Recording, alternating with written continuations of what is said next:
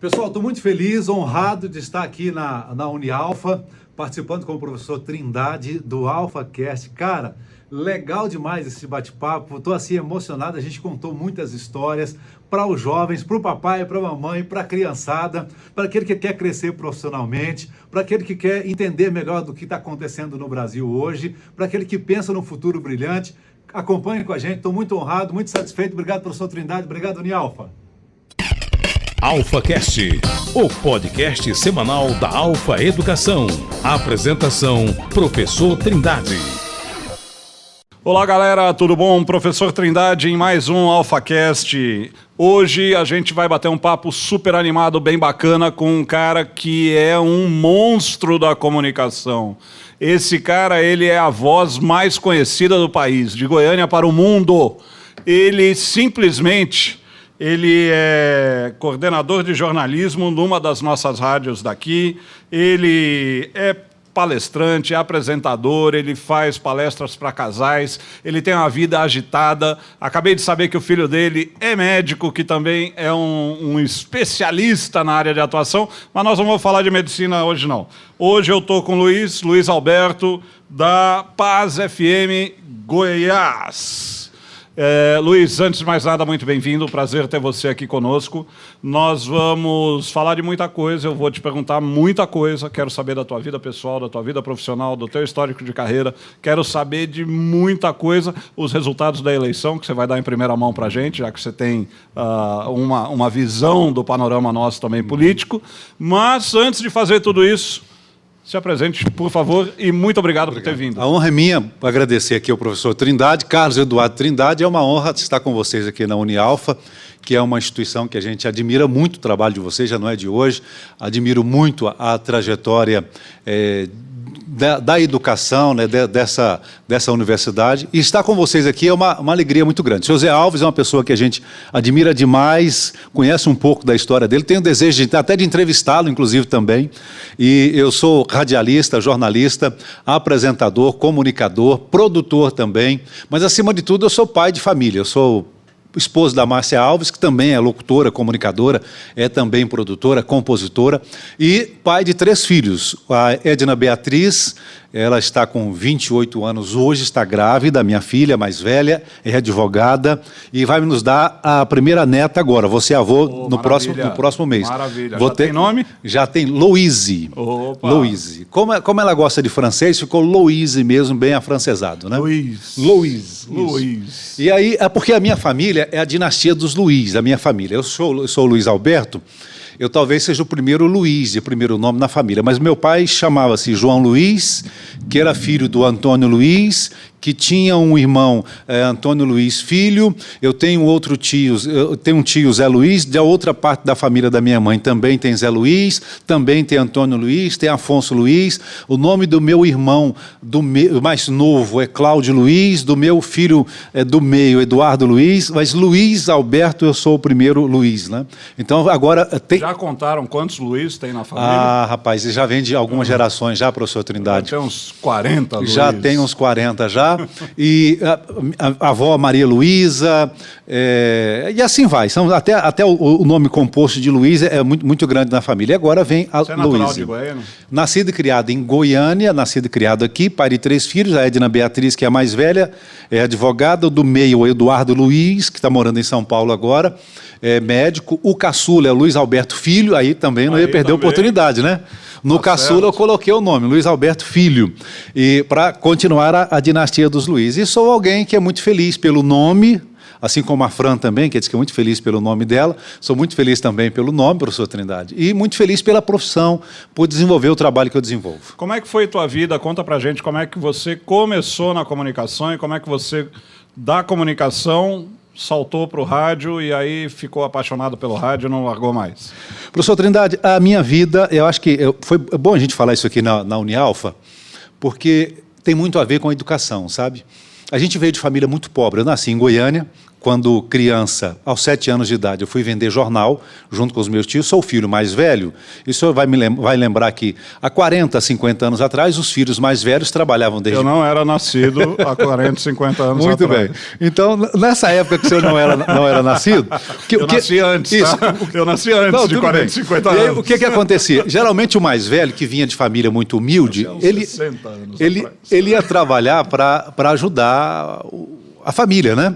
Então eu comecei a trabalhar com 7 anos de idade vendendo jornal junto com os meus filhos ao domingo. Mas a minha mãe muito visionária, minha mãe de uma família muito simples, muito humilde, teve pouco acesso à educação, mas muito inteligente, muito visionária.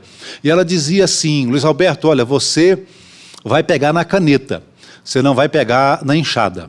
Por que a questão da enxada, né? Porque nos anos de 1920, 20 e alguma coisa, o meu avô Roberto veio da Bahia para Goiás. E essa viagem... Nos anos 20 foi o bom de Goiânia. Justo. Foi quando explodiu a cidade, Isso. quando se deu a construção da Praça Cívica e onde... Justamente. Então, nesse início, a notícia chegou na Bahia, né? Que estava surgindo um novo polo aqui, que ia gerar emprego e tudo. Então, meu avô veio Rapazola ainda, solteiro, Rapazola, ele mais outro irmão e 2 primos. Eles vieram de pé. O meu avô dizia assim: eu vim de precata no pé, que é um chinelo, né? Feito de pneu, um negócio assim de borracha. E eles vieram, gastaram quase 3 meses nessa viagem da Bahia, passando por Brasília, Alexânia, Badiane, Alexânia, depois chegaram em Anápolis, e depois se estabeleceu em Goiânia. O que aconteceu? Eles vieram nesse período, eles trabalhavam no meio do caminho, trabalhavam na roça ali 1 semana, 2, juntavam um dinheirinho, ajudava na colheita, alguma coisa, e seguia mais um tempo. Mais um trecho. Então, essa viagem durou quase que 3 meses. Então, essa é a história da minha família. Esse é meu avô materno. Meu avô paterno também fez mais ou menos da mesma forma. Inclusive, o meu avô paterno, Antônio Luiz, foi o primeiro carteiro da Vila Nova, em Goiânia. Meu avô carteiro. Olha, que bacana. Então, a família nossa é de origem muito simples, muito humilde. Eles não tiveram acesso à educação. E a minha mãe visionária, agora a gente morando numa cidade, numa capital, Goiânia, ela queria que os filhos dela estudassem, se formassem e tivessem uma qualidade de vida melhor. Então, eu fui primeiramente jornaleiro, e depois me tornei jornalista, né? Então, jornaleiro hoje, eu sou um jornalista, para ver como é que a história é interessante. Mas a minha história é muito fruto da educação, então eu fico muito feliz de estar aqui hoje conversando com vocês aqui em uma universidade, porque a educação, de verdade, ela muda a história da pessoa. Então, a história da minha família começou a mudar a partir do momento que a educação chegou. A gente estava falando na sexta-feira, nós tivemos um webinar com algumas pessoas da área de gestão de carreira, e justamente um dos temas foi esse: como é que a educação realmente traz inclusão, melhora padrão de vida, dá oportunidade, abre um leque de oportunidade para as pessoas. E muita gente que passa por aqui, por esses microfones, dá o mesmo depoimento, falando: olha, se não fosse educação, e eu dou o meu depoimento, se não fosse educação, eu não tinha conquistado nada do que eu tenho hoje. E a educação é que me deu chance de fazer tudo isso. Só que a educação ela está mudando. E nessa mudança, a sua área, que é a área da comunicação, a gente vê que ela sofreu demais quando falaram que não precisava mais diploma para ser jornalista. E aí a gente percebe que há uma evasão dos cursos de jornalismo. Não sei se na rádio você vê isso, se no teu dia a dia você notou isso, mas a gente está num período, pelo menos com o pessoal de rádio e TV que eu converso, eles falam: Trindade, não consigo achar profissional. Porque para fazer uma matéria, para fazer uma revisão, para fazer um roteiro, para fazer um roteiro de entrevista, um roteiro de filmagem, tá complicado achar gente. Você está sentindo isso? Olha, nós estamos diante de um desafio agora, né? Eu, na Rádio Paz, como coordenador de jornalismo, nós estamos diante de um desafio, mas vocês aqui também na educação, que colocam os profissionais, que preparam para o mercado de trabalho, a gente enfrenta um desafio. O desafio é isso aqui, ó. Né? Então, assim, é o que trouxe benefício, mas ele trouxe desafio, ele trouxe problema para a gente resolver, né? O que é? Por exemplo, eu vou dar um exemplo para o senhor. Eu estou aqui no TikTok, gravei um vídeo ontem à noite no TikTok, ok? Eu nem queria entrar no TikTok, a minha filha falou: pai, põe no TikTok lá, porque eu gravo vídeos para o YouTube, né? Eu faço um recorte conservador, político conservador nas redes sociais, no YouTube. Não é? Então, é um recorte proposital, porque tem um público específico para isso. Não é? Então, é um recorte político, conservador, que eu gravo vídeos para o YouTube, 3 minutos, 4 minutos, 5 minutos de vídeo, de informação e comentário. Aí, ela falou, põe no TikTok. Eu falei, o negócio do TikTok é dancinha, não sei o quê. Eu não, pai, tem um perfil lá que... gente que está procurando perfil de conteúdo. Coloquei, né? Deixa eu ver, esse vídeo que eu coloquei ontem à noite... deve ter, agora tem 14 horas que eu coloquei esse vídeo, está com 273 mil visualizações aqui, ó, esse vídeo. O anterior que eu coloquei há 4 ou 5 dias atrás, 1.700.000 de visualização no TikTok. Mas isso né? É porque é o Luiz. Não. Eu ponho um vídeo no TikTok, eu tenho 5 visualizações. Minha mãe, minha irmã, meu pai. Sério, não. É sério, assim. Não, é sério isso, assim. É um desafio para a gente, por quê? Assim, não estou dizendo porque eu estou tendo visualização. Assim, é um desafio por quê? Porque o eixo está mudando. Ok? Mas a base, ela permanece o mesmo. O que é o eixo? Né? É que as mídias sociais, as mídias digitais, estão mudando o comportamento do jovem. Esse é o desafio. Ok? Mas a base da construção, que é o conhecimento teórico-científico, ele continua sendo a faculdade, continua sendo a universidade. Eu acho que isso não mudou e não vai mudar. Né? Então, o que nós precisamos fazer, então? Eu tenho 57 anos de idade. Eu estou no TikTok. Somos dois. Então, somos dois. Então, o senhor percebe? 57 também. Achei um que tem a minha idade. Pois é, eu tô no YouTube, né? Não porque necessariamente antes eu queria, mas eu preciso fazer acompanhamento dessa evolução, eu preciso estar junto. Né? Então, esse é o desafio. Então, eu me lancei. O que a gente percebe? O senhor falou, o senhor está tendo dificuldade com o jovem? Temos, porque o jovem hoje ele é mais disperso. Né? Qual é a dificuldade disso aqui? O excesso disso aqui, né, você traz muito conhecimento superficial e pouco conhecimento profundo, de profundidade. Então, esse é o desafio do jovem. Agora, eu como professor, ou eu como coordenador de faculdade, de curso, ou como teórico, o que eu preciso fazer agora para cativar esse jovem? De alguma forma, primeiro, eu preciso ir até ele. Então, o fato de eu estar gravando vídeos para o TikTok é uma forma também de ter contato com o meu público. De saber quem está do outro lado, porque aqui eu converso, aqui eu interajo, aqui eu sei a resposta imediata, se ele gostou ou não, se ele fala bem ou não, se ele não gostou, ele fala mal na hora também, tudo bem, estou aberto a isso. Então, eu preciso monitorar, acompanhar, eu preciso estar junto. Né? E eu vejo que vocês fazem isso aqui, né? A Rádio Unialfa, a TV Unialfa, Unialfa Cast, legal. Então, é um desafio que a gente só vai descobrir o caminho no dia a dia, fazendo. A gente, na verdade, tem que adotar novas tecnologias, e as redes sociais estão aí para ficar. Vão se modificar? Vão evoluir? Vão. Metaverso vem aí? Vem. A comunicação vai para dentro de um metaverso? Vai. Quando isso vai acontecer? A gente não tem a resposta. E o mercado é que vai orientando, e a garotada sempre é a primeira que traz a tecnologia e impulsiona. Mas vamos voltar, fechando o parênteses, vamos voltar para a tua entrada na comunicação. Daí você começou, falou que a comunicação mudou, a educação mudou a tua vida, mas não chegou a dizer como é que você botou o pé na comunicação. Foi. Vamos lá. Você falou, fui de jornaleiro a jornalista. Professor Trindade, é muito engraçado isso, porque eu nunca sonhei na minha vida em mexer com comunicação. Eu era muito tímido,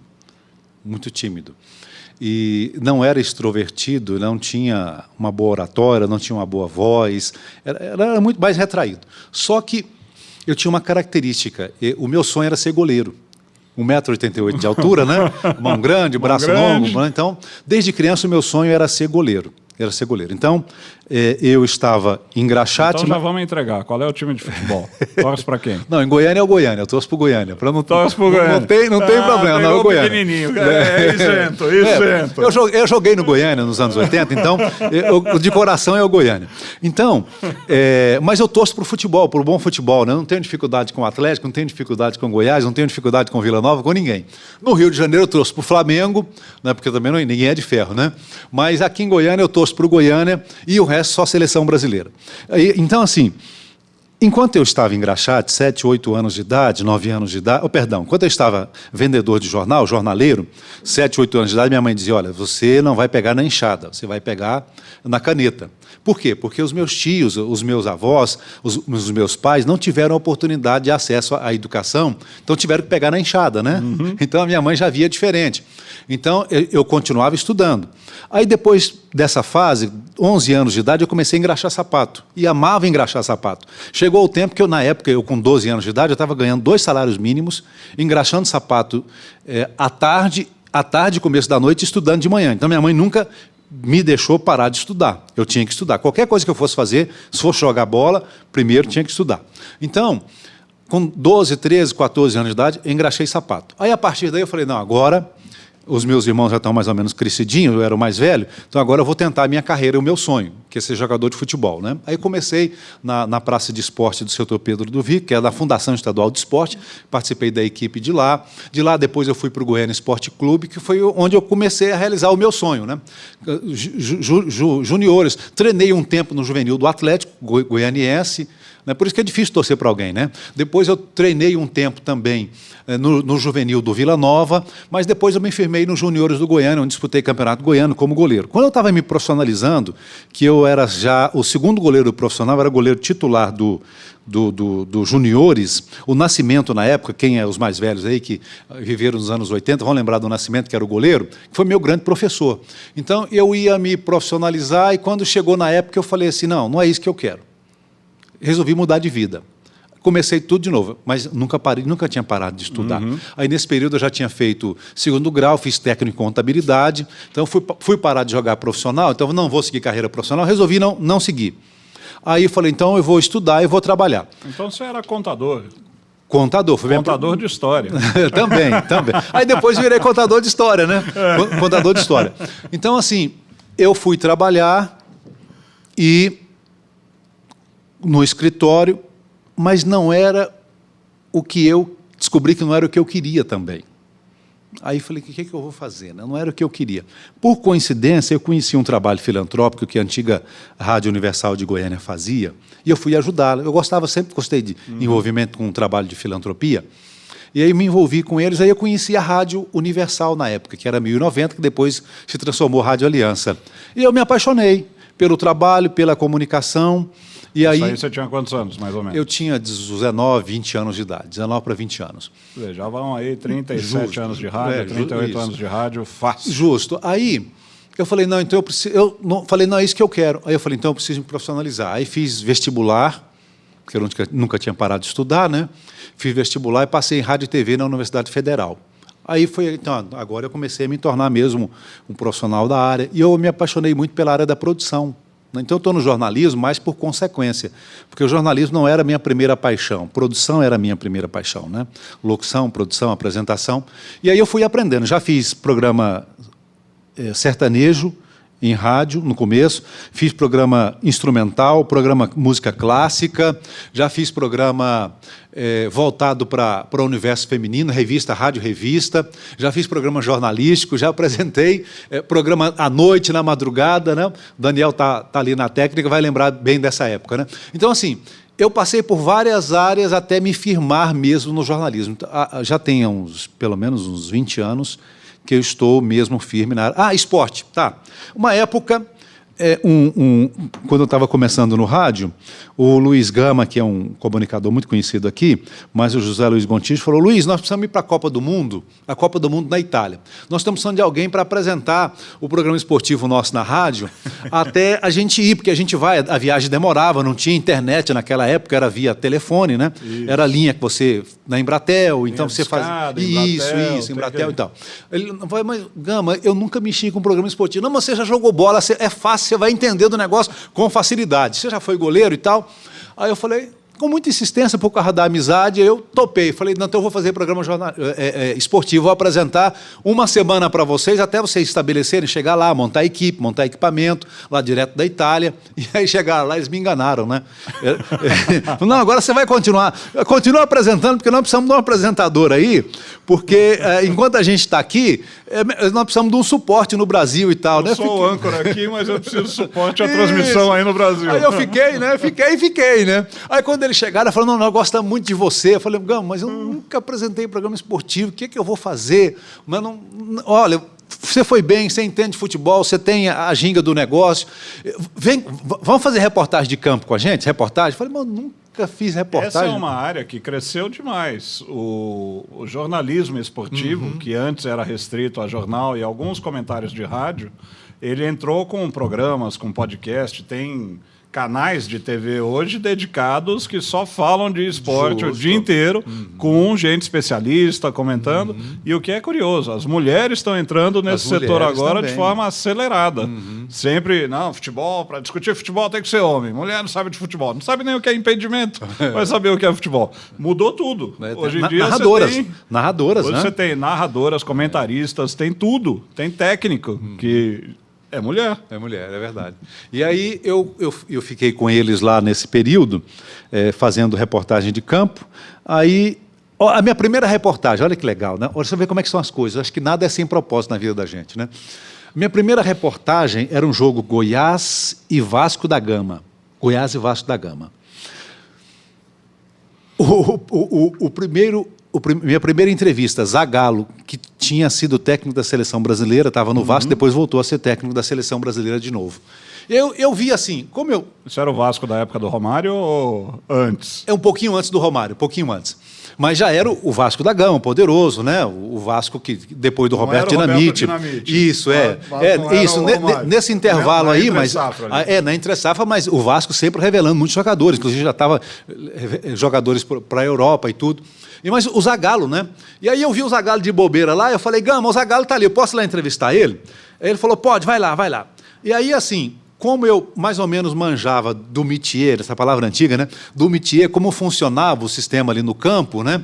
E eu vi que o Zagallo estava ali pensando na partida, como é que ia ser e tal. Eu falei, eu conheço aqui, desculpe, essa história aqui eu conheço, eu vou sentar com ele aqui. E ele foi muito solícito comigo, muito educado. Falei, posso conversar com o senhor um pouquinho e tal? Abri o microfone. Resultado, fiquei 20 minutos conversando com o Zagallo. 20 minutos. E a conversa não parava. Aí chegou a hora deles descerem para o vestiário, porque já tinha aquela preleção final, mas foi uma conversa tão boa, tão agradável. E aí o Gama, quando eu terminou o jogo, ele falou, rapaz, você é bom demais para entrevistar. Cara, você faz umas perguntas assim, muito pertinentes. Olha, a gente ficou preso aqui na sua entrevista, a gente não viu o tempo passar. Se você ficasse 40 minutos com ele ali, falei, e até dava para ficar. Ele queria, mas aí a comissão chamou ele lá. No tempo de jogo, já tem que entrar. Já tinha que entrar e tal. Mas eu guardei, você falou assim, você é muito bom para entrevistar. Eu não sabia, né? Eu não sabia, achei legal isso. Aí, resultado, né? O que eu faço hoje? Entrevista. Isso é bacana o que você está falando, porque às vezes a gente escolhe uma carreira, só que a carreira ela se desdobra e ela abre num leque de oportunidades. O jornalismo, a comunicação tem um leque de oportunidades, a administração, outro leque, e por aí vai. E às vezes você fala, não, eu estou fazendo administração ou estou fazendo jornalismo, mas não é bem isso que eu quero. Aí você olha para o lado, dá um passo para o lado, acha uma nova vocação e você fala, pô, é aqui que eu me acho, é aqui que eu tenho que fazer. Nem sempre essa descoberta ela é racional. E às vezes também não é intuitiva. No teu caso foi acaso. Pelo menos pelo que você está contando, não foi algo premeditado, eu fui achando o caminho, né, na jornada, né? Na jornada. É interessante que esses dias, ontem eu estava falando com o meu filho do meio, ele formou em medicina agora há pouco, e foi convidado para trabalhar em São Paulo, mas não fez especialização ainda. E até porque ele dá curso também de primeiros socorros, essas coisas e tudo. Então, no período da pandemia, ele não teve tempo, está trabalhando demais em UTI, não teve tempo. Mas agora foi, meu filho, agora vamos terminar o projeto. Você vai fazer sua especialização, depois você volta para Goiânia, para Brasília. Ele fez residência já? Não. Ele é tão nerd, o menino, que ele dá aula para os residentes na USP, para o senhor ter uma ideia. Né? A doutora Ludmila Rajá gosta muito dele e tudo. Então, o menino é um prodígiozinho, o menino. Mas tem que terminar, né? Tem que terminar a formação, tem que terminar o projeto, né? A fase, né? Mas ele falou, pai, eu não sei, não descobri ainda o que eu quero. Eu falei, nós já sabemos o que você não quer. Você falou que não quer fazer cirurgia, não é a sua praia, né? Você não gosta, você não quer ficar dentro de um laboratório, pesquisando. Você gosta de lidar com gente, você quer atender pessoas, você quer ajudar pessoas. Então, mais ou menos a gente já sabe. Então, põe o pé na água que a gente vai descobrir. É isso aí. Né? Então, a vida às vezes tem muito disso, né? Vou para a faculdade, vou fazer o quê? O que você gosta de fazer? Começa por aí. Né? O que te agrada? Né? O que te apetece? O que te empolga? Começa por aí. Né? De repente, no decorrer do dia a dia, as portas vão se abrindo, você vai se encontrando, vai se achando, mas tem que começar. Né? Tem que começar. Para você nadar, você tem que entrar na água. Tem que entrar na água. Tem que entrar na água. Nadar Então, fora do rio, ou fora do lago, ou fora da piscina, não vai. e hoje os nossos jovens têm muito essa dificuldade, né? Porque a internet ela trouxe esse leque de possibilidades e, às vezes, de forma prematura para o jovem. Então, quando você joga muita informação para o jovem, esse excesso de informação dificulta ele tomar decisão. Então, a minha sugestão para o jovem, né? Começa. O que você gosta? Começa. Lá na Unialfa, tecnologia que você gosta? Na Unialfa tem quantos cursos de tecnologia? Tem tecnólogo, tem um negócio muito legal. 5. Tem um negócio muito, achei muito legal. Sistemas de informação, tem engenharias de software, engenharia de hardware, IoT, tem um mundo para ele vir fazer aqui. O meu filho caçula, né? Meu filho caçula começou a fazer agronomia aqui na UFG. Estava no meio do curso, aí foi para o Exército, chamaram ele para ir para o Exército, ficou um ano lá. Quando ele voltou, ele falou assim, pai, eu pensei que a agronomia era o que eu queria, mas não é o que eu quero. Meu filho, tudo bem, vamos ver o que você quer. Eu estou pensando em fazer algo na área de tecnologia, inclusive está querendo ano que vem fazer alguma coisa de tecnologia aqui. Casou recente agora e tal. Né? Eu falei, meu filho, então vamos fazer o seguinte, você não sabe ainda, vou te ajudar. Vamos fazer um curso, aí inscrevi ele num curso de manutenção de computadores. Vamos começar a se mexer ali para saber se é isso que você quer mesmo? Ele gostou demais. Com 2 semanas ele estava montando computador, fazendo upgrade, vendendo. Ele é muito bom para comprar e vender também, e ganhando dinheiro, um dinheirinho bom para um jovem de 20 anos de idade, um dinheirinho bom mensal, tranquilo, trabalhando poucas horas por dia, fazendo o que gosta. E começou com um curso, aparentemente, que você fala, gente, isso aqui é muito simples. Eu falei, meu filho, começa. Porque se for isso que você realmente quer fazer, se você gosta disso, você vai arrebentar a boca do balão, você vai fazer sucesso. Né? Sem dúvida. Então, é começar. E o jovem, o que você gosta? É tecnologia? Começa. Porque ali, você começou ali, daqui a poucos dias você vai ter certeza se é isso que você quer, ou se você quer mais ir para cá, para o lado, mais para cá. O importante é você começar. O que você gosta? O que te empolga? Começa por aí, que o negócio vai dar certo. Agora, Luiz, o Ponto de Vista, ele é um talk show, né? Um programa de opinião e de posicionamento, é um programa de jornalismo, o mais ouvido de Goiânia, sucesso estourado, sem dúvida nenhuma. Quem constrói o Ponto de Vista? Quem você, obviamente, está lá dentro e tem o programa, como a gente sabe, mas como é que ele foi pensado? Como é que foi idealizado e como ele se lançou para se transformar nesse sucesso que é hoje? Começo dos anos 90, professor Trindade, quando eu comecei a fazer rádio e TV na Federal... Isso tem tudo a ver com o que a gente estava falando de gostar do que faz. Isso. Então, por isso que eu já tá certo. engatilhei. Não, o senhor tem razão, tem tudo a ver. Eu não gostava muito de jornalismo, eu gostava de esporte, né, nessa época. Então, quando eu comecei na UFG, eu gostava de esporte. Mas você, nas matérias, no dia a dia, você vai tendo contato com o jornalismo, né?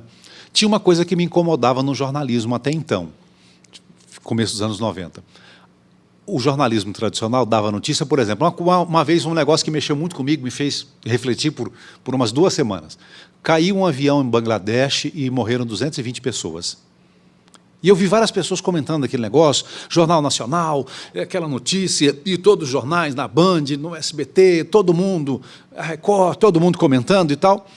E aí eu vi um monte de gente assustada, as pessoas na rua comentando sobre a aviação, o senhor que já viajou muito, né? Sempre quando tem um acidente aéreo, a repercussão é muito grande, né? A repercussão é muito grande. Dizem que apesar de ser o meio de transporte mais seguro da aviação, face da Terra, né? A aviação é o mais seguro da face da Terra, mas quando cai um avião, a notícia ela é muito difundida. E aí aquilo me incomodou muito, eu fiquei pensando, gente, o que essa notícia ela está interferindo positivamente na vida dessas pessoas? Isso me incomodava no jornalismo, entendeu? Caiu um avião, acidente, Entrou lá no banco, explodiu o banco. A gente via muita notícia lá da região do Oriente Médio, né?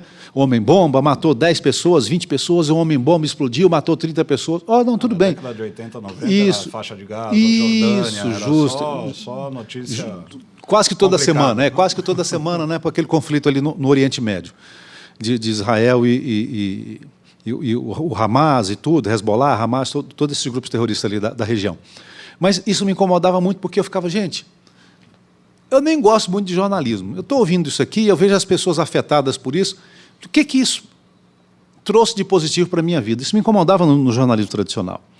Chocava as pessoas, mas o que eu aprendi com isso? Outra coisa, 220, até eu fiquei chocado, 220 pessoas, a gente fica com medo, né, de morrer, de avião, de carro, até de ônibus você fica com medo de andar, 220 pessoas, você fica assim, abalado por uns dias.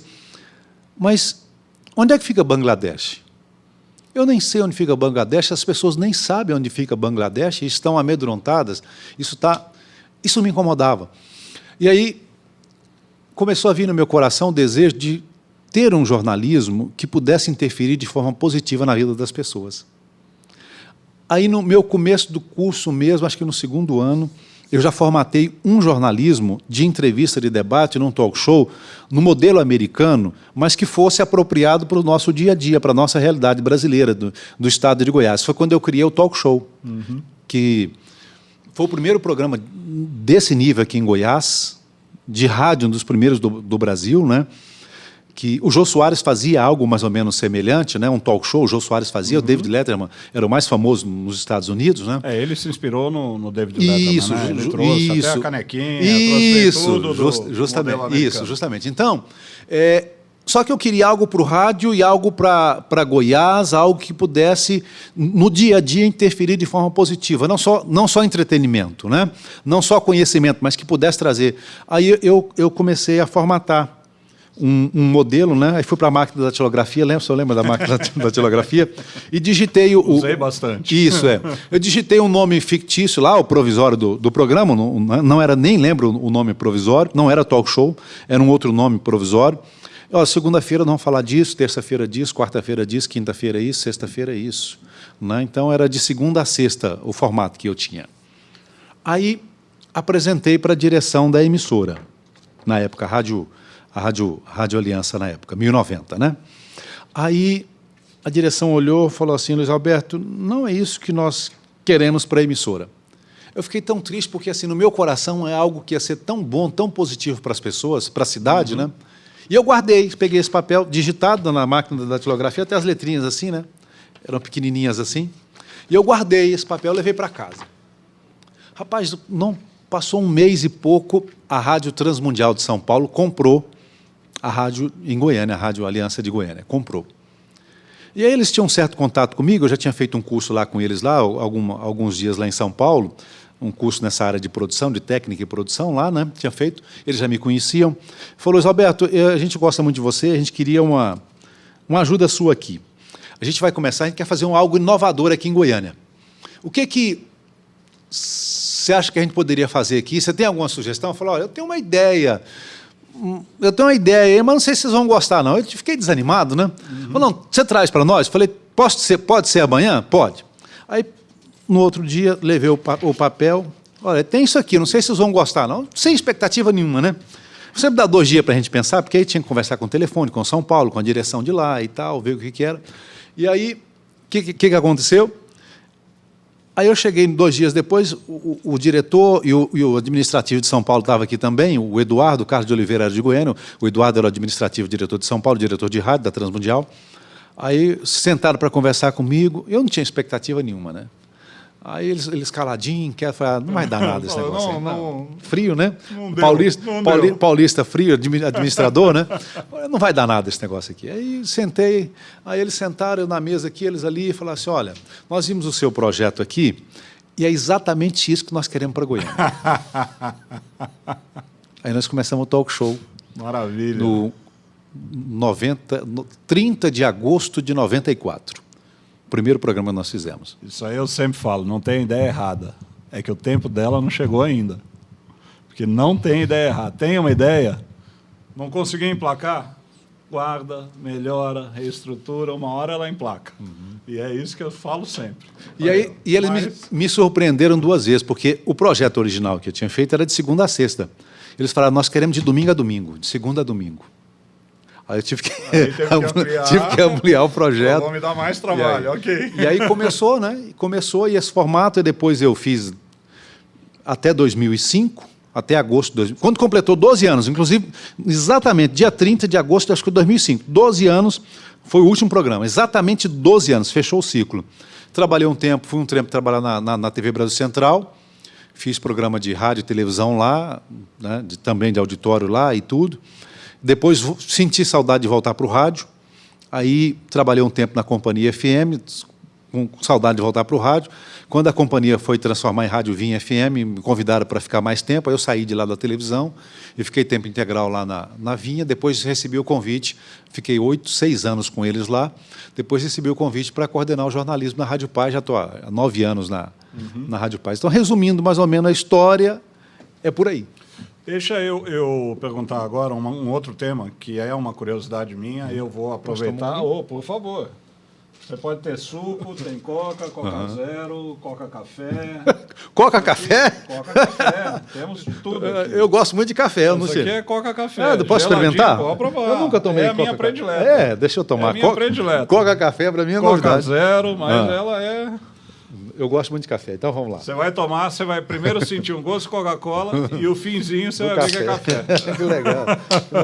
Eu tô meio desatualizado, eu não sabia que tinha Coca Café. Coca Café, lançamento nosso. Pode ser no bico assim ou o senhor prefere aqui? É você que vai tomar. Você escolhe, está lavada, não tem problema. Muito legal. Tem gente que detesta, eu adoro. Gostei. Eu gosto mais. Vem o café depois, Vem o café, tem gosto muito de legal. café. Tem gente que fala que, isso aí eu gosto de Coca Zero, eu gosto de Coca, sou tradicional. Eu falo, não. Eu tomo Coca Café. Mas o que eu ia te perguntar, enquanto você está apreciando tua Coca Café, é o seguinte.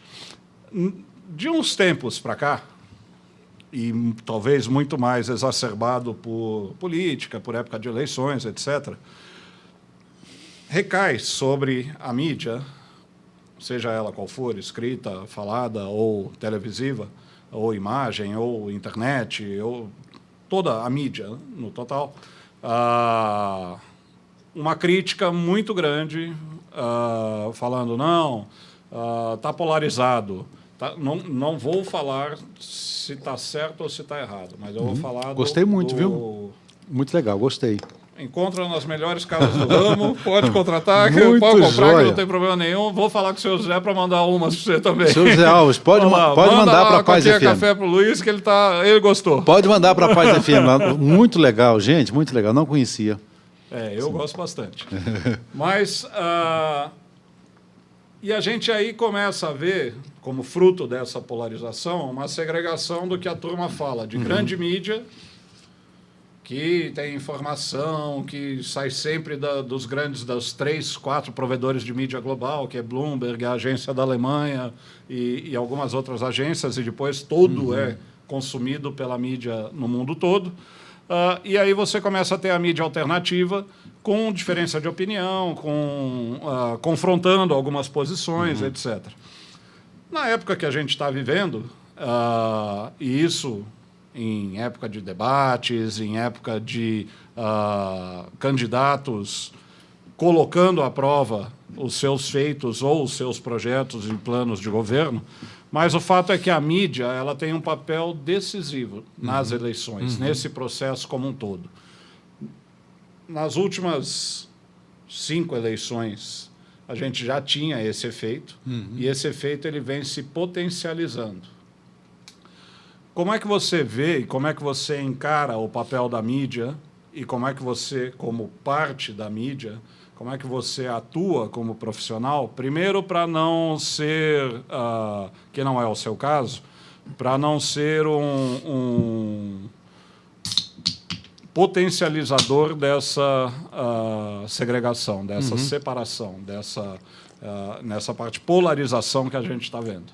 Porque um repórter renomado faz um comentário tendencioso, ele polariza. Querendo ou não, ele está influenciando. Ele é um influenciador. E aí, como é que você vê, primeiro, a mídia, como ela trata isso? Segundo, para onde vai a mídia do ponto de vista de comentar a notícia, interpretar a notícia e, preferencialmente, não tomar parte ou partido da notícia, que é isso que a gente não está vendo hoje em dia. E aí tem gente que fala, eu assisto programa X porque é de direita, eu vejo o programa Y porque é de esquerda. Mas o que interessa é o conteúdo, a parte humanista da notícia. A gente, nesses debates, então, estão ficando coisas chatas até, porque a gente não vê plano de governo. A gente vê Ultimate Fight lá, né? Só vê pancadaria de tudo quanto é lado. Ultimate Fight a gente quer ver no outro horário, né? É outro horário, é outro canal, outro programa, é outra coisa. Não preciso ver isso. Mas como é que você vê, para onde está indo a mídia e como é que você vê a participação da mídia frente à sociedade? Porque a sociedade nota isso, né? Tem gente que até fala, tem emissora X, não quero mais saber, não sei o quê. E aí chama de lixo, chama de não sei o quê, e por aí vai. Professor Trindade, sua pergunta ela é muito boa. Parabéns aí. Cabe uma reflexão muito importante. Só me permite, eu posso usar a palavra polarização? Polarização. Eu vejo com bons olhos essa polarização, ok? Com relação à questão da mídia, eu acho que um pode aprender com o outro. Eu sempre vejo de forma positiva o que está acontecendo, sabe? Eu acho que a gente pode sempre, até nas catástrofes, nós podemos tirar boas lições. Tem aprendizado em todos os lados. A vida me ensinou isso, né? Como eu disse, a minha história é muito simples. Eu era jornaleiro, depois fui ser engraxate, né? Depois, aos 14 anos de idade, fui tentar...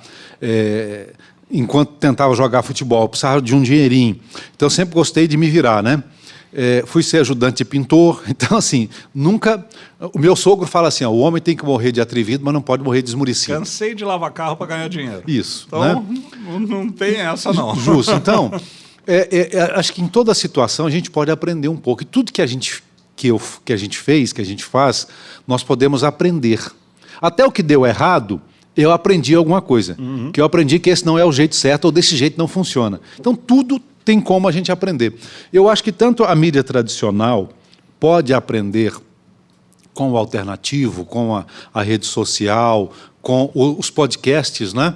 Ontem, por exemplo, eu vi confessar um negócio para o senhor aqui. Essa semana teve o debate do Bolsonaro com o Lula na Band. E... no intervalo lá no YouTube... Ontem à noite. Isso, os repórteres estavam dizendo assim, olha que legal, estamos batendo recorde aqui das mídias tradicionais, 1.500.000 pessoas ao vivo. Eu fiquei calado. Tá, tudo bem, a mídia tradicional 1 milhão, mas o Bolsonaro esses dias foi lá no Flow, deu 5 milhões. Não, só de seguidor dele, de um podcast dele contínuo, ele tem mais de 40 milhões de seguidores. Então, o senhor percebe? Então, assim... 1 milhão ao vivo, na mídia tradicional, na Band, Folha de São Paulo, UOL, e esse pool, né? o pool, o consórcio. Eles felizes porque 1,5 milhão. Um menino sozinho lá sozinho, entre aspas, né? No podcast dele lá, deu 5 milhões com o Bolsonaro. Então, assim... o Flow bombou. Então, eu acho que nós... 15 horas de podcast. Nós podemos aprender um com o outro. Eu acho que esse negócio de rivalizar, de excluir um ao outro, eu acho que não é o melhor caminho. Por que o menino faz lá, dá 5 milhões, e por que o pool faz aqui, dá 1,2 milhão? Então, eu tenho uma coisa que aprender com aquele menino. Eu tenho uma coisa que aprender com aquela sala... né, que é uma sala que tem 3 câmeras, que tem uma iluminação simples e tem um ou 2 ar-condicionado, ao passo que o pool tem lá 100 salas à disposição, 200 profissionais e não está dando a mesma... Por quê? Por quê? Tem que ter uma pergunta nisso aí. O que ele está fazendo Qual é a receita dele? Tem alguma coisa por trás disso. Qual é o poder de comunicação dele que está atraindo as pessoas? Por quê? O que eu faço hoje? Como eu disse para o senhor agora há pouco, eu estou no TikTok. Se você quiser seguir aí, Luiz Alberto Rádio, Luiz com Z, no TikTok, Luiz Alberto Rádio. Comecei há 6, 8 meses no TikTok, sem muita pretensão, nem porque a minha menina falou que põe seus vídeos lá, pai. Falei, tá bom, estou pondo alguns. Eu não tenho muito tempo para gravar também. Às vezes eu fico uma semana, 2 semanas. Esses dias eu fiquei 2 semanas sem gravar, 20 dias. Então, às vezes eu coloco 1 ou 2, 3 por semana, às vezes eu coloco 1 a cada 15 dias. Não tenho esse compromisso, né? Dei conta de gravar, eu vou lá e coloco. Tem vídeo meu que está rodando no Brasil. Luiz Alberto, estou aqui no Rio de Janeiro, um grupo de médicos aqui, viu o seu vídeo e tal, achei legal. Esses dias, a minha menina, que também é advogada, que está morando em Brasília, pai, tem um grupo de advogados aqui que pintou aqui da OAB, estão postando seus vídeos, repostando seus vídeos aqui. Isso do Brasil inteiro, quase que todo dia eu recebo. O que está acontecendo? Tem uma coisa acontecendo aqui. Por que eu não posso aprender com eles? Não é? Então, eu acho que um pode ajudar o outro. Voltando à questão da educação que a gente falou lá, a base teórica, ela nunca pode ser desprezada. A faculdade, a universidade, o conhecimento, o teórico científico é a base. Isso não vai mudar, né? A base. Mas a pintura, um dia a casa está na moda agora é o areia, mas daqui a um tempo volta o branco. Né? Já tem gente que está pintando o estúdio, fazer podcast de preto. Aqui eu vejo que é vermelho e azul. Então, a pintura, a cobertura pode mudar, a base não vai mudar. Né? Então, a internet, hoje é esse celular aqui, daqui uns dias eu não estou falando aqui, daqui um dia eu estou falando aqui, ó. Eu estou com um chipzinho aqui, ó, tudo bem, aí tal, ligo o holograma aqui, em cima da mesa, daqui uns dias eu não vou fazer o podcast com o celular do meu estúdio mesmo. O conteúdo e a forma. É isso, justo. Né? A forma, ela vai mudar, o conteúdo talvez não. Então, eu tenho que aprender alguma coisa com isso, eu posso aprender. Então, essa polarização, eu vejo com bons olhos, porque tem coisa boa aqui, mas também tem coisa boa aqui. Na política, da mesma forma. Hoje a gente vê... Qual é o princípio básico da democracia? É a alternância de poder. Então, eu vejo que tem pessoas incomodadas hoje, porque hoje tem metade do Brasil que é Lula. Tem outra metade do Brasil que é Bolsonaro. Gente, eu estou muito feliz com o que está acontecendo. Porque pela primeira vez no Brasil, nós temos uma polarização. E oportunidade de diálogo, que também, se não tem polarização, não tem diálogo. Isso, e se não tem polarização, não tem democracia.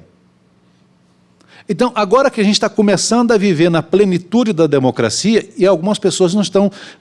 dos veículos de comunicação tradicional, não estão percebendo esse momento que o Brasil está passando. O que eu faço, por exemplo, na Rádio Paz, o nosso jornalismo, o nosso ponto de vista, ele é voltado para a sociedade, para todo mundo, para a comunidade. No recorte que eu faço aqui nas redes sociais, na minha rede social, é um recorte. Lá na rádio eu sou isento. Eu faço jornalismo para todo mundo, para a comunidade.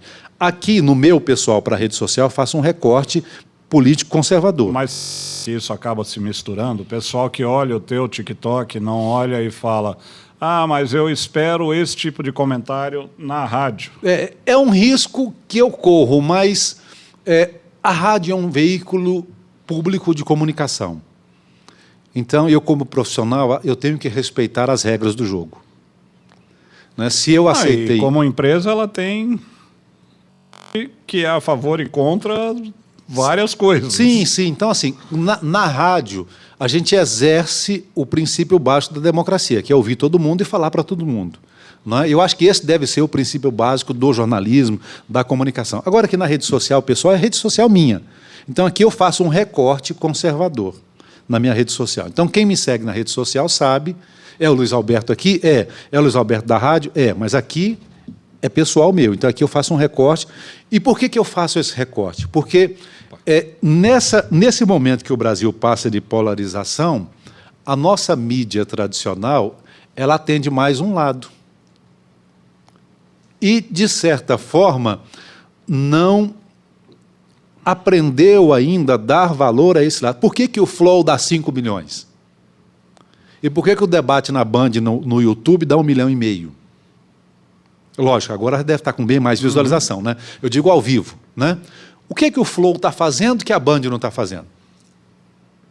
Por que o menino lá na sala dele do podcast dá mais... O senhor percebe que tem um público ali, que tem um número ali que chama a atenção, aquilo ali está falando de alguma coisa? Que aí eu volto à forma.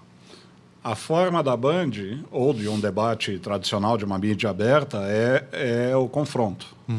Sempre é botar, através do confronto, tentar se chegar a uma exposição de plano de governo. Quando você está só num podcast com um dos candidatos e você deixa e dá tempo para ele expor, aí ele vai numa profundidade maior e você tem como explorar conteúdo. E o pessoal, pelo menos eu sou um ouvinte e um televisivo, eu fico trabalhando de madrugada, né, porque eu durmo tarde, mas eu vejo jornal de madrugada, que é quando eu tenho tempo e eu estou lá no computador e estou ouvindo jornal. É o horário que eu quero ver notícia e comentários em profundidade, porque o telejornal dos horários de pico são telejornais rasos, para o meu gosto. Então eu quero ver um comentário, eu quero ver um programa que vá mais a fundo, quero um programa que me dê os dois pontos de vista, não um só. Isso eu estava discutindo outro dia num dos programas lá, estava vendo essa discussão do pessoal do Pingo no Zi lá, que o pessoal estava falando, não, mas aqui a gente tem gente de esquerda, tem gente de direita, todo mundo fala, todo mundo briga, todo mundo não sei o quê, mas a gente entrega conteúdo. E é isso que eu acho que, quando dá 1,5 milhão de telespectadores ou de audiência, o pessoal está frustrado, porque ele não está tendo a entrega de conteúdo. E aí a polarização é o lado negativo da polarização. Eu estou explorando uma polarização sem entrega efetiva de conteúdo. Sem saber, por exemplo, e aí só para fazer um parênteses, a gente não sabe, no detalhe, algumas ideias do plano de governo do candidato A e do candidato B. Porque eles não tiveram oportunidade, aliás, oportunidade tiveram, mas se preocuparam em rebater ataques e não economizaram tempo para falar daquilo que realmente vai interessar para a população. Quer dizer, vai aumentar o ônibus, vai aumentar a saúde, o SUS vai melhorar, nós vamos ter mais hospital. Não quero saber se o hospital foi construído há 10 anos atrás, se fez ou não fez faculdade, o que construiu. Eu quero saber daqui para frente. O para trás é passado.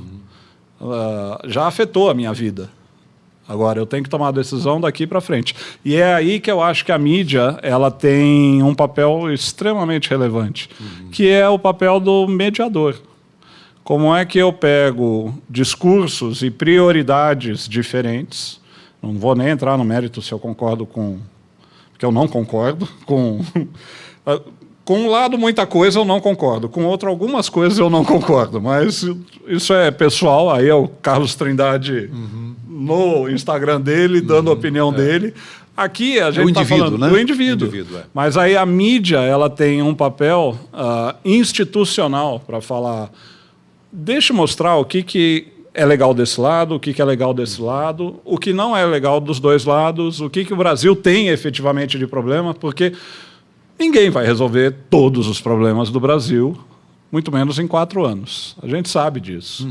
A gente tem um sistema federalista, a gente tem uma democracia, tá em cima de um Senado, de um Congresso, que tem poderes. 98% do orçamento da União está na mão deles e não está na mão do presidente. Quer dizer, todo mundo sabe disso, ou pelo menos deveria saber, né?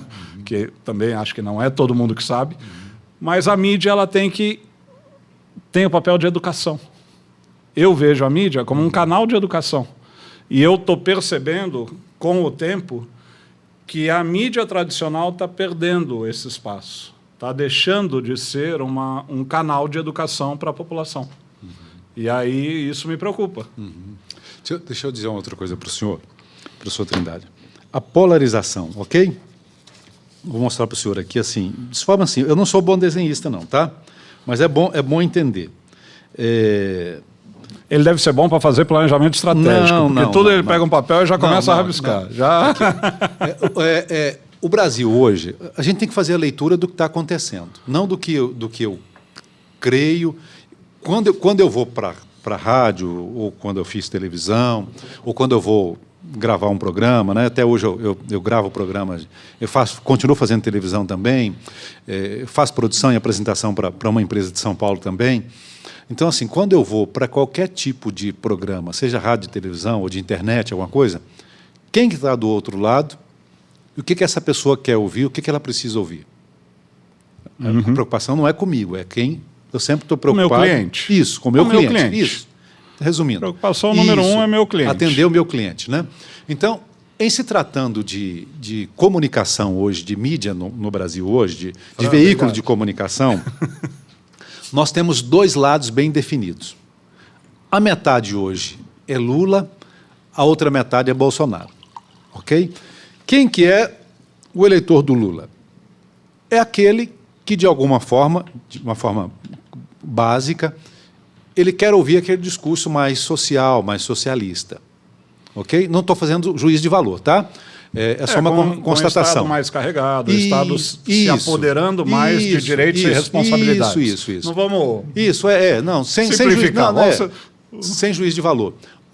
Existe uma outra metade, olha para você ver, uma outra metade da população, de 220 milhões, de 210 milhões de habitantes, nós temos 100 milhões que querem ouvir esse discurso do Lula. Mas, em contrapartida, também, tem outros 100 milhões que querem ouvir o discurso do Bolsonaro, que se identificaram com o discurso do Bolsonaro. Um Estado mínimo, mais liberdade, mais empreendedorismo, família... Liberalismo. Né?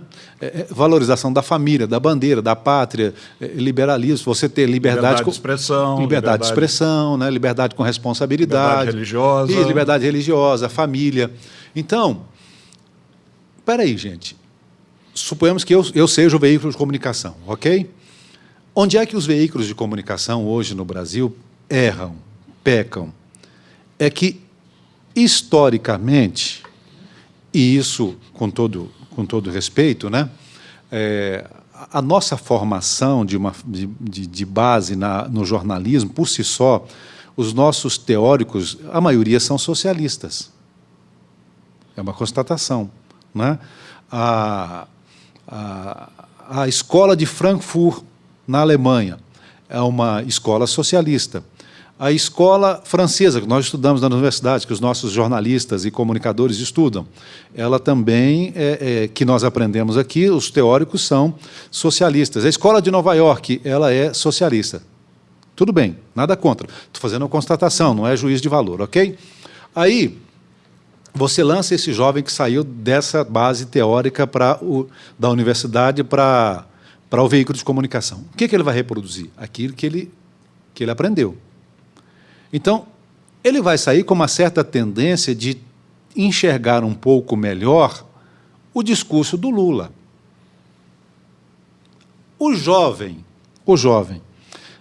que recém-saído da faculdade, ainda em formação, em um processo de maturidade de vida, tudo bem, eu entendo isso. Mas só que existe um outro público, um outro cliente, e aqui não importa se eu sou empresário, se eu vou vender sapato verde ou se eu vou vender sapato azul, se eu vou vender sapato marrom ou se eu vou vender sapato preto. O importante é que eu vou vender sapato. Então, vou gerar emprego, gerar tributos, pagar os tributos, etc. Por gerar economia. É uma das coisas que eu admiro demais seu Zé Alves, né? Um homem, um empreendedor, um gerador de emprego, mas que também se preocupa com a educação. Olha que fantástico. E uma coisa complementa a outra. Ele descobriu que uma coisa complementa a outra, né? Sem dúvida. Até para ele crescer os negócios, se você tem uma boa formação aqui para você gerar emprego, olha que coisa boa, né? Então eu admiro demais a história dele. Um visionário. Então, assim, tem um outro público que não estava sendo se sentindo muito bem atendido por esses veículos de comunicação. Por isso que o Flow dá 5 milhões e o debate na Band dá 1,5 milhão ao vivo, em tempo real, ali no YouTube. Não, por isso até que na primeira eleição as redes sociais pesaram tanto a favor e foram muito bem exploradas pelo próprio Bolsonaro. Por que o Bolsonaro foi eleito em 2018? Porque o Bolsonaro descobriu esse nicho. Ele falou, aqui que eu vou entrar, entendeu? Tem uma oportunidade aqui, né? É aqui que eu vou entrar e vou comunicar com esse público. Ele viu um canal de comunicação que ele não ia ser censurado, boicotado, e aí ele falou, vou explorar. Então, por que eu faço esse recorte aqui no meu canal pessoal para falar com esse público? Porque tem um público. Se bem que já tem censura aqui também, né? Porque de tempos em tempos vem Facebook, Instagram, Twitter, tira tudo do ar. Limpa todos os vídeos. Inclusive o meu canal. Factoides proibidos, apaga todos os vídeos. O meu canal principal, já que o senhor tocou no assunto, o meu canal principal no YouTube, que é o Ponto de Vista Luiz Alberto no YouTube. Ponto de Vista Luiz Alberto. É o canal principal, está com 26 mil seguidores. Já é o terceiro bloco, está bloqueado hoje ele está bloqueado, por um vídeo, uma live que eu fiz há 6 meses atrás, de um dado que eu peguei de uma infectologista da USP. Gente, é o dado do jornal que eu coloquei lá, a fonte, né, e só falei da reportagem dela, citei a reportagem dela, está lá a fonte, está lá da infectologista, me deram um bloco por causa disso, porque eles falaram, você tem que retirar do ar. Eu falei, olha, eu pedi para eles, olha, dá uma olhadinha de novo, porque eu acho que está certo, aí me bloquearam, mas assim, paciência, entendeu? Aí eu estou com um canal reserva lá, né? Estou colocando vídeo no canal reserva. Então, assim, gente, calma aí. Tem um público que quer ouvir essas coisas, que ele quer saber mais, ele quer entender mais com esse viés conservador. Então, tem um público que já era detectado nas pesquisas, o Bolsonaro tinha pesquisa interna, os partidos têm, todos os partidos têm, que pelo menos 30% da população brasileira, nas últimas eleições, antes de 2018, de 2014, 2010 e 2008, que queriam votar ou penderiam para um candidato um pouco mais conservador. Em 2014, Aécio e Dilma, o Aécio entendeu um pouco disso na reta final e comunicou com esse público, ele comunicou com esse público conservador, se dizendo conservador, ou que atenderia esse público. Ele cresceu na reta final, o Aécio, e quase levou a eleição, só viu que foi 1%, 2% de diferença. Por quê? Porque esse público conservador não queria votar na Dilma, e o Aécio percebeu isso. O Bolsonaro inteligente, pode ser o que for, que você pode pensar dele, não sei o que você pensa dele, mas bobo ele não é. Tanto é que foi deputado quase 30 anos em Brasília. Então, ninguém que passa esse tempo todo no Congresso pode ser chamado de bobo. Isso. Ele viu esse nicho e falou, olha, legal, vou comunicar com esse público, vou atender esse público. E por que esse público continua com ele? O conservador, né? Aquele que estava no meio lá, que pensou que as ideias dele lá iam ser igual às do Bolsonaro, abandonou o barco. Mas o público conservador, não. Aquele público que elegeu, que votou nele em 2018, está votando agora em 2022. Por quê? É o recorte que eu faço. O recorte. Porque tem um público, né? E aí eu acho que e aí, como eu estou falando para o senhor, que além de professor, é coordenador de universidade, uma universidade respeitada, eu acho que tem um público que nós não estamos ainda atendendo como esse público merece ser atendido. Em várias áreas, entendeu? Então, eu estou tentando fazer isso e está dando resultado. Eu estou em Goiânia, organicamente, com 6 meses, eu estou com mais de 100 mil seguidores no TikTok, sem fazer meus videozinhos, simplesinho que eu faço, né, no meu estúdiozinho, está rodando o Brasil inteiro. O penúltimo vídeo aqui, 1.700.000 visualizações. E aí, assim... Pensei que você já tinha passado o Alexandre Garcia, que já estava lá estourando. Não, o Alexandre é o top das galáxias. Não, Alexandre... Pensei que já estava lá, já passei de 10 milhões. Não, Alexandre Garcia não, Alexandre Garcia... Quem está em São Paulo, ou nesse eixo Rio-São Paulo, Brasília, né, São Paulo-Brasília, tem muito mais visualização. Eu sou apenas um radialista de Goiânia, não uma pessoa que não faz mídia para isso, né? Nas minhas horas vagas, em vez de eu estar participando desses congressos no Rio e São Paulo, eu estou dando palestra para casal, mas a minha esposa ainda dá palestra para casal, né? Porque eu entendo que tudo começa na família, né? Fazendo um parênteses, por que você quis dar esse tipo de palestra? Olha, também não foi projetado, não. A gente na igreja, eu mais a Márcia, minha esposa, nós somos pastores auxiliares na Assembleia de Deus de Campinas, do Bispo Ides. E o nosso líder nos convidou para cuidar do Ministério de Solteiros Adultos, porque é uma igreja grande, então você tem trabalho específico para criança, trabalho específico para adolescente, trabalho específico para jovem, trabalho específico para casal, mas tem um outro público também que está crescendo, que não estava sendo atendido, que é o solteiro adulto. Né? O IBGE mostra isso em 2010, não é? Que a população está vivendo mais, né? Mas também nas grandes cidades estão casando mais tarde, alguns estão casando mais tarde. Então esse público ele fica às vezes meio desassistido. E aí nós estamos cuidando desse público, né? E nesse público também tem pessoas que às vezes são divorciadas, que por algum motivo, ou até que ficaram viúvas mais cedo, né? Um público meio mesclado. A maioria é solteiro adulto, mas tem pessoas que são divorciadas também, que às vezes quer uma acolhida, quer um trabalho voltado para a linguagem dele e tudo, porque a pessoa, até o solteiro adulto, por exemplo, se ele está na faixa dos 30, ele está formado, está formando, fazendo especialização, a linguagem dele não bate muito com a galerinha de 16, 17 anos. Então, ele fica meio... Né? Então, você precisa falar com esse público. Ele não está nem no mundo dos casados, nem no mundo da garotada. Está do neném, né? Não é nem casado e nem está na farra. E nem na farra do solteiro. Então, mas ele estuda, né? Uma pessoa responsável, uma pessoa que está formando empresa, montando seu escritório, montando seu consultório e tudo. Então, essas pessoas precisam ser acolhidas. E a gente começou a trabalhar com essas pessoas e falar e trabalhar com eles temas de princípio de relacionamento. Porque eu descobri que o solteiro, ele tem o adulto, ele tem muita dificuldade de se relacionar afetivamente. A criança, por exemplo, o senhor já mudou de casa, de residência, de bairro, de cidade, né? A criança, se você pega, nós estamos em Goiânia aqui, se você muda ela aqui de Goiânia, e ela vai para Palmas, no Tocantins, por exemplo. Vamos passar uma temporada trabalhar em Palmas. Aí, quando você solta a criança, enquanto você está descendo da mudança, lá, do caminhão da mudança... já fez essas amizade com a vizinhança inteira. Meia hora depois a criança volta, papai, mamãe, aqui meus amiguinhos aqui, 4 amiguinhos aqui, ó. E esses amiguinhos aqui vão ser os amigos da infância dele todo ali. O adulto, ele tem muita dificuldade de fazer novas amizades. Vai morar 10 anos lá e não conhece nem o vizinho ainda. Então, é uma resistência natural que a gente tem. Quanto mais velho a gente fica, mais madura a gente fica, mais seletivo a gente fica, né? É natural, é uma consequência natural.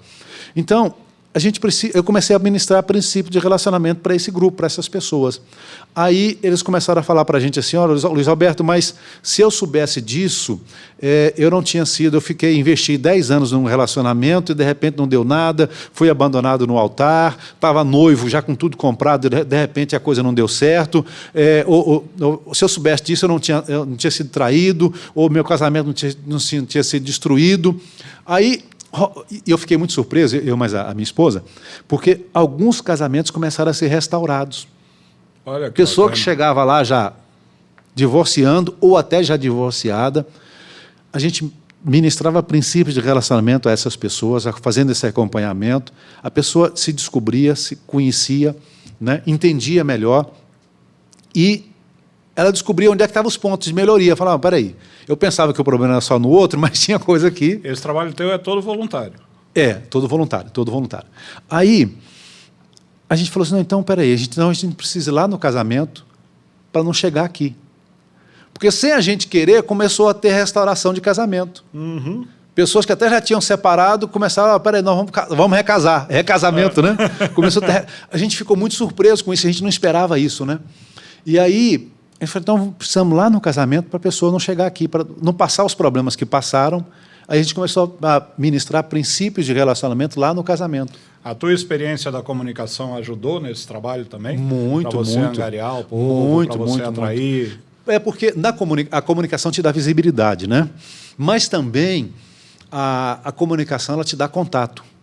E como eu estou com o senhor aqui agora, é um privilégio, estou muito feliz de estar aqui, né, convidado, honrado aqui de estar com o senhor aqui, com muita vontade. Então, a comunicação ela propicia essas amizades. Então, essas amizades elas acabam trazendo bons frutos para a gente, né? E uma coisa que eu aprendi, que amizade às vezes vale mais do que dinheiro. O pessoal que quiser conhecer esse teu trabalho, como é que eles fazem? Se for na rádio, Paz FM 89,5. Né? No aplicativo lá, no Play Store, no Apple Store, é só baixar, é a Rádio do Coração, Paz FM Oficial.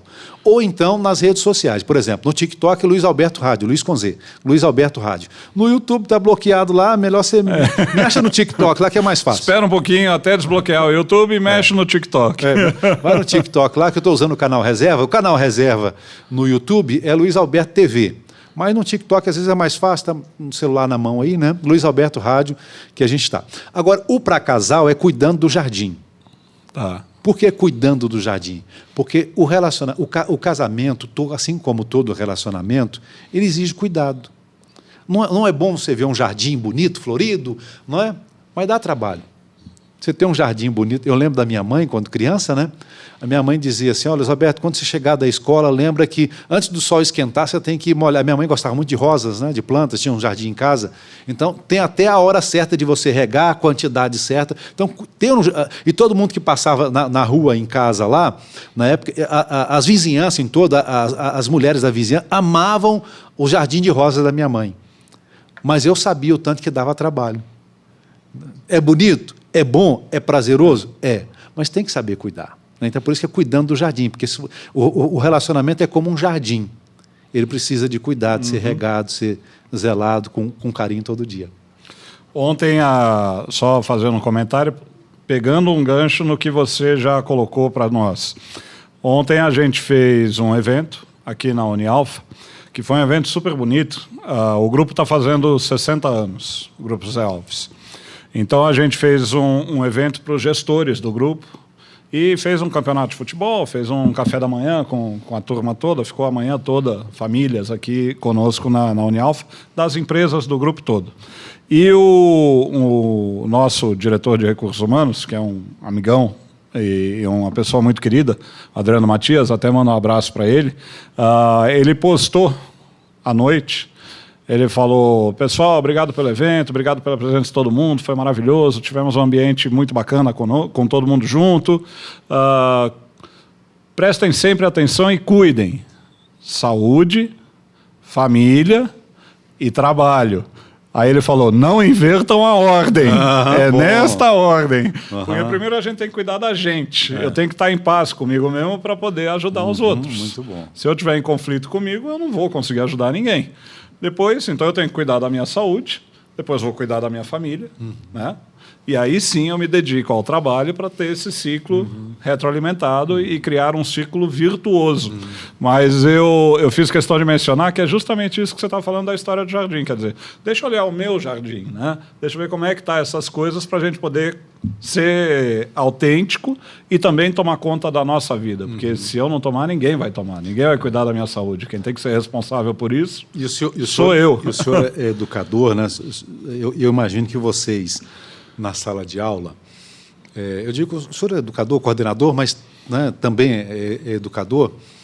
Eu imagino que o professor, quando você tem um aluno que ele vem de família estruturada, ele tem um comportamento melhor. E os números mostram, os dados mostram, né, que alunos de famílias estruturadas, ou jovens, né, crianças de famílias estruturadas, tendem a ter melhores notas, tendem a ter melhor comportamento, tendem a ter menor envolvimento com drogas e ilícitos, né, e todo tipo de entorpecente.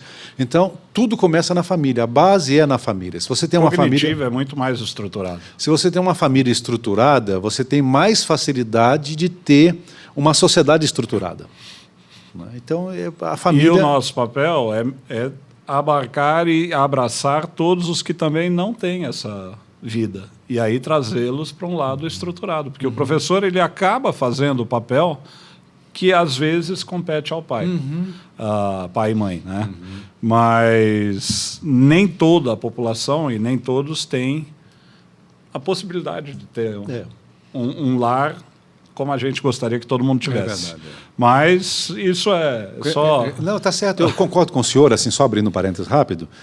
Não deveria ser a função primária, não é a função primária da educação, da faculdade, da universidade.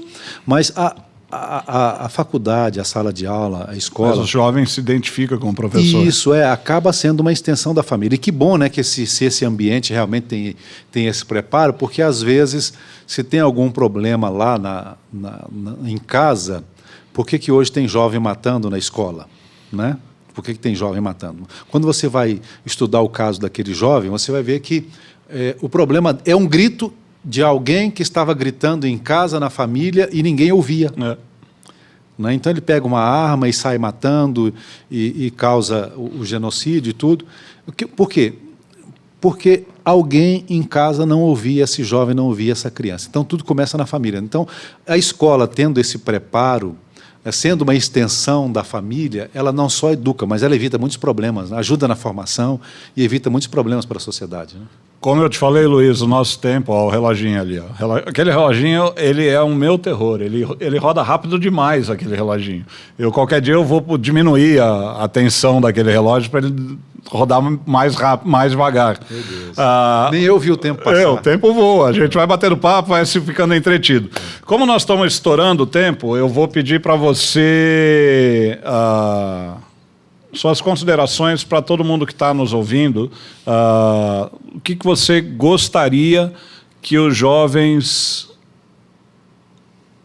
estudando, ou os que ainda não estão estudando, mas o que você passaria de mensagem para essas pessoas que estão nos ouvindo, preferencialmente os jovens, em relação ao desenho da carreira deles, do futuro deles?